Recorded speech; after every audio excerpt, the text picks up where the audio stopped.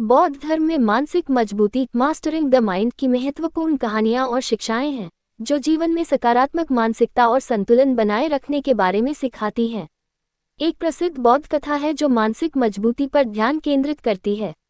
ये कहानी मायाबुद्धि नामक एक साधु की है जो मानसिक रूप से मजबूर होने का मतलब समझने की यात्रा पर था।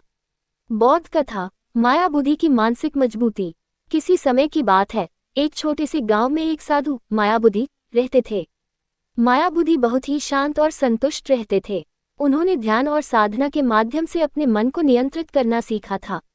लेकिन एक दिन एक व्यक्ति ने उन्हें चुनौती दी और कहा, तुम इतना शांत रहते हो, लेकिन क्या तुम सच में मानसिक रूप से मजबूर हो? क्या तुम किसी भी कठिनाई का सामना कर सकोगे? मायाबुद्धि ने यह चुनौती स्वीकार कर ली और उस व्यक्ति से कहा, मैं जो भी करूंगा वह मेरे भीतर की शांति और संतुलन से होगा। उस व्यक्ति ने मायाबुद्धि को एक मुश्किल परिस्थिति में डालने के लिए उसे एक विषैले सांप से डराने की योजना बनाई। उसने मायाबुद्धि को एक कमरे में बंद किया जिसमें एक जहरीला सांप रखा था। उसने दरवाजे के बाहर खड़े होकर कहा, तुम इस सांप से डरकर भाग जाओ, तभी तुम्हारी मानसिक मजबूती साबित होगी।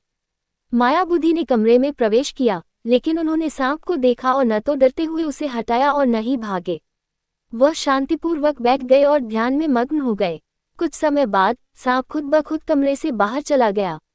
जब मायाबुद्धि बाहर आए तो व्यक्ति ने हैरान होकर पूछा, तुमने सांप से डरते हुए क्या किया? मायाबुद्धि मुस्कुराए और कहा, सांप का डर केवल हमारे मन में होता है। अगर हम अपने मन को नियंत्रित कर लें और अपने भीतर की शांति को बनाए रखें तो कोई बाहरी परिस्थिति हमें प्रभावित नहीं कर सकती। मानसिक मजबूती का मतलब यह नहीं है कि हम मुश्किलों से बचें, बल्कि यह है कि हम उन्हें बिना डर या घबराहट के सही तरीके से सामना करें।